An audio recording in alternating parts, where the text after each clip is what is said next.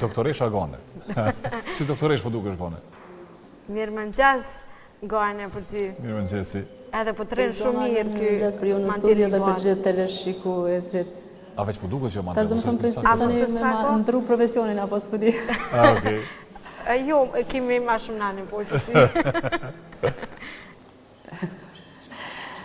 Ne sot të flasim për qendrat këshilluese për menaxhimin e sëmundjeve kronike. Jo ngjitse kam të ftuar Valdet Hashani, drejtorin e ÇKMF.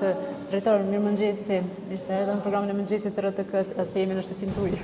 Mirëmëngjesi, mirë se erdhët. Faleminderit për interesimin. Gjithashtu një përshëndetje për dëgjuesit tanë, kudo që janë. Realisht, ashtu si thatë, hapja e këshillimores dytë në kuadër të ÇKMF-s Prishtinës është një arritur e madhe e Prishtinës, konkretisht e qendrës kryesore të mjekësisë familjare, me që në fillim të vitit kaluar e patëm hapur një në ÇKMF. Tani kjo është e dyta, me tendencë që të hapim edhe 4 qendra tjera në qendrat e mjekësisë familjare të shpërndara në lagje të ndryshme të kryeqytetit. Drejtor, me qenë se është e dyta, ndoshta disa nga qytetarët edhe janë të informuar se çka është kjo qendër, por për ata që ndoshta nuk e dinë çka është konkretisht kjo qendër, çka ofron dhe çka ju shërben pacientëve kjo qendër. Pyetje shumë e ven. Realisht kjo qendër është qendër e cila këshillon, vetë fjala këshillimore, për sëmundjet kronike jo ngjitse, konkretisht për sëmundjen e diabetit ose sheqerit, sëmundjen e hipertensionit ose shtypjes lartë gjakut, si dhe për sëmundjen e astmës. Shumë mirë e paraqitet ose e prezentuar në fillim, dhe më thonë është këshillimore për sëmundjet kronike që zgjatin pak ma tepër, po që janë jo ngjitse. Domthonë ballafaqimi i pacientëve për një kohë më të gjatë me këtë sëmundje ose edhe tërë jetën. Do të thonë si ti këshillojmë pacientët përfshi medikamentet, stilin e jetës, mënyrën se si ta menaxhojnë më së miri këtë sëmundje edhe vetë në shtëpi. Me që keni parasysh se numri i përgjithshëm ose gjithë mbarshëm edhe në nivel global i sëmundjeve kronike jo ngjitse është jashtëzakonisht i madh, edhe Kosova aty këto sillet me përqindje të njëjtë. Ndaj kemi dashur që këta pacient ta marrin një qasje pak më ndryshe me pacient tjerë, me që këta pacient nëse reagojnë ose e menaxhojnë sëmundjen në fillim të saj, atëherë edhe komplikimet të cilat janë jashtëzakonisht të rënda do të jenë shumë të vogla ose edhe nuk do të paraqiten fare. Drejtor, me qenë se jemi drejt për drejt, kisha dashur që Patjetër. të sjellim edhe pamje për shikues që po na ndjekin tani në mirëmëngjesin. Realisht, këtu është pritoria, ku po bisedojmë ne, ndërsa brenda pacientët edhe një sqarim, nuk vinë pacientët vetëm drejt për drejt, mund të vinë edhe të nga mjeku. Sot doja ta bëja këtë pyetje domethënë. Do të thonë pacientët mund të vinë edhe të referuar nga mjekët. Këtu i kemi 2 infermierët të cilët janë të trajnuara për këtë çështje. Realisht në kuadër të programit të PEM protokolleve ose protokolleve për menaxhimin e sëmundjeve ngjitse, jo ngjitse kronike, i kemi bërë trajnimin e të gjithë stafit, jo vetëm këtyre infermierëve që tani i kem, ose në ÇKMF ose këtu, mirë po të gjitha infermierët janë të trajnuara, përfshi edhe mjekët, të cilët kjo po përgatitet faktikisht është si fazë përgatitore për futjen e sigurimeve shëndetësore, me që në të ardhmen sigurisht se pacientët do të kenë qasjen në këshillimore jo vetëm publike, por edhe ato private, me qëllim që të bëjmë promovimin shëndetësor, edukimin shëndetësor, e pikërisht këto infermiere këto e kanë këtë rol, ashtu siç thash. Do të thonë të informojnë pacientit mbi komplikimet të cilat mund të realisht të paraqiten tek këto raste, që mos të pengojmë edhe pacientin. Realisht këto sëmundje kronike, jo ngjitse, kur paraqiten pacientëve këto, faktikisht marrin informacione në lidhje me mënyrën e stilin e jetës, se si të jetojnë ose si të ushqehen, gjithashtu aktivitetet fizike, por gjithashtu edhe mbi barnat të cilat ne i kemi. E the që pacientët mund të vinë kushdo, jo vetëm kur ka probleme të shfaqura, vjen merr këshilla, po e shfrytëzojnë qytetarët të qendra? Po, realisht ashtu siç thash, domthonë qendra kryesore e mjekësisë familjare e ka një këshillimore, kjo është e dyta në ÇMF5, andaj gjithë qytetarët të cilët gjenden në ose banojnë në këtë pjesë mund të marrin shërbime edhe pa shku te mjeku drejt për drejt, vinë drejt për drejt këtu në këshillimore dhe marrin të gjitha këto informacione që i thash. Domthonë gjitha kjo është me qëllim që mos të vinë komplikacionet më vonë. Domthonë pacientat të dinë se çka guxojnë të hanë, çka zguxojnë, po jo vetëm për diabetin, por edhe për hipertensionin. Kemi pacientë të cilët marrin janë insulinbarës. Ata faktikisht i kanë librezat e tyre, tani Ministria e Shëndetësisë i ka ndohë të 3 librezat, për tension, për diabet dhe për astmë bronkiale. Këta pacienta regjistrohen në protokoll, dhe këto protokolle janë të mbrojtura, dhe më thonë janë konfidente, nuk mund të ketë të dona askush tjetër për pas QKMF-ja edhe QMF-ja e Prishtinës, respektivisht stafi mjekësor këtu, dhe kur shkojnë në shtëpi, në librezat e tyre, këta pacient i shënojnë të gjitha donat, për shembull nëse kanë marrë tensionin, sa herë kanë marrë, sa ka qenë tensioni. Me që ne e quajmë këtë si monitorim i tensionit, edhe kur vjen tani në radhën e vizitës tek mjeku, faktikisht këta pacienta e sjellin këtë librez, bazuar në këto informacione që i ka pacienti, atëherë edhe mund të ndryshojë terapia nga ana e mjekut familjar. Është të dhënat janë të ruajtura të gjitha me kështu të shkruara, apo keni edhe në mënyrë digjitale, do të thonë në momentin që vjen pacienti e emrin dhe dihet gjithçka historiku i tij. Pyetje shumë e vend. Sistemi i informimit shëndetësor është kompetencë e Ministrisë së Shëndetësisë dhe të gjitha të dhënat regjistrohen në SISH. Mirë po ne, për rrethona tona, ose për qëllimet të qendrës tonë, pacientët e registrojmë, ne e quajmë protokoll, këtë librin të cilin e registrojmë, dhe si informacion që nga shkurtit, do të thonë fundi i shkurtit kur është hapur, realisht nuk i kemi as 2 javë, i kemi parapërsisht 100 pacientat që kanë ardhur, që realisht është numër i mirë i pacientëve, gjithë këta pacienta, po mos paraqiteshin këtu, sigurisht se do të shkonin në sistemet private ose edhe në spital. Paramendoni çfarë shkarkimi është bërë tani në kuadër të këtyre këshillimoreve, ku këta pacienta, 100 pacienta mi largu nga QKUK-ja, ose nga QKMF-ja dhe qendra tjera, është një lehtësim jashtëzakonisht i madh. Në këtë vit, domethënë, është planifikuar, QKMF-ja ka planifikuar që t'i japë edhe 4 qendra tjera. Fillojmë njerë me qendra që janë më të mëdha, kuptohet, Bregu i Dillit, Vranjevci, Mahalla ose lagja e QKMF-4 të Medresja, ose e Mshirit.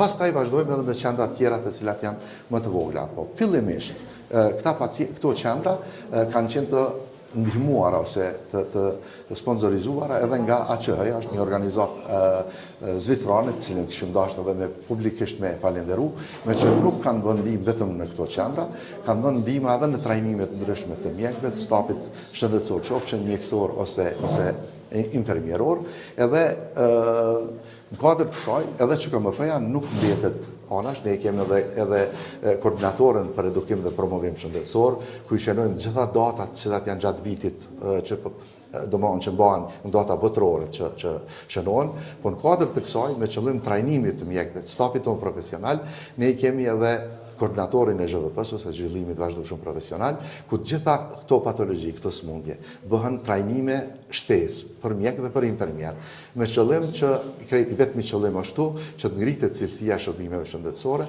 që qytetarët e Prishtinës dhe jo vetëm, po flasëm tani për QKMF-n, po ne kemi edhe pacient nga qendra tjera, me që ju e dini se në Prishtinë gravitojnë një numër shumë i madh i punëtorëve të cilët punojnë qoftë nivelin qendror ose lokal, ose qoftë edhe punëtorët, ata gjithë marrin shërbime në kuadër QKMF-s, andaj krejt këto shërbime shëndetësore për të qenë më cilësore, më kvalitative, ne e bëjmë programin e zhvillimit vazhdueshëm profesional, që është në bashkërendim me Odën e Mjekëve të Kosovës, do është programi licencuar, edhe marrin kredi, po edhe bëhet trajnimi tyre, kredit e dini se çdo 5 vjet duhet secili mjek dhe infermier në të licencuat në këto odat gjejse dhe të kenë nga 100 kredi. Ne nuk i lëshojmë rastit që këta pacient shkojnë dikun tjetër të bëjnë trajnime, me që çdo trajnim jashtë vendit ose jashtë qytetit ka kost efektivitet, andaj ne mundohemi që t'ja vlerësojmë edhe çështjen e trajnimit, por në njëjtën mënyrë edhe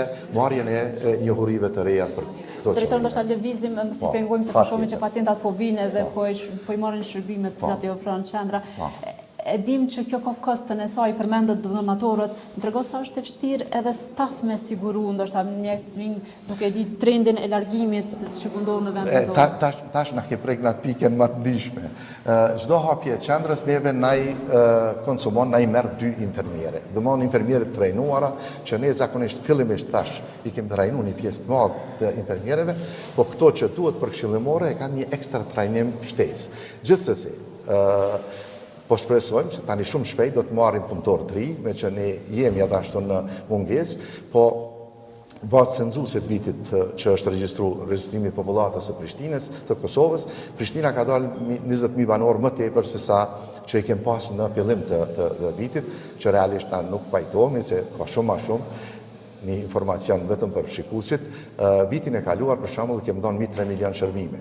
Ne nuk i kemi 3 milion banor për me dhënë. Kjo tregon që puna është shumë e madhe, mirë po gjithsesi 20.000 banor neve na i ofron ose na lehtëson se na i shton numrin e mjekëve për 10, edhe numrin e infermierëve për 20.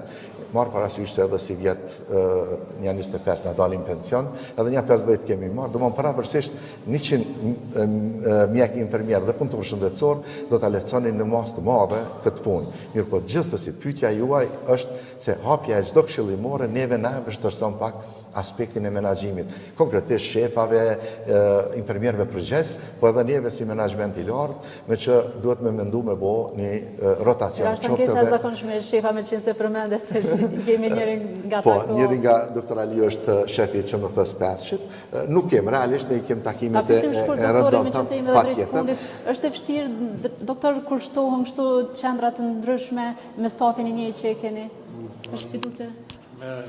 Në drejtën, ndoshta është pak e vështirë, mirë po me bashkëveprimin e të gjithëve arrijnë suksesin me çunë në vend dhe kështu që çdo gjë është në rregull.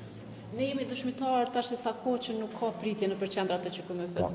Si është arrit kjo drejtore? Po vjen mirë. Domthonjë kjo është vërejtja e parë që është vrejt për popullatës, edhe nuk e përmendi se edhe pastërtia është nivelin krejt tjetër në krahasim me vitet e mëparshme. Ne përpos si e përmena, ngritjes së cilësisë shërbimeve, një rëndësi të veçantë i kena dhënë caktimit të listës së pacientëve. Do bëhen mundësisht që pacientët mos të presin.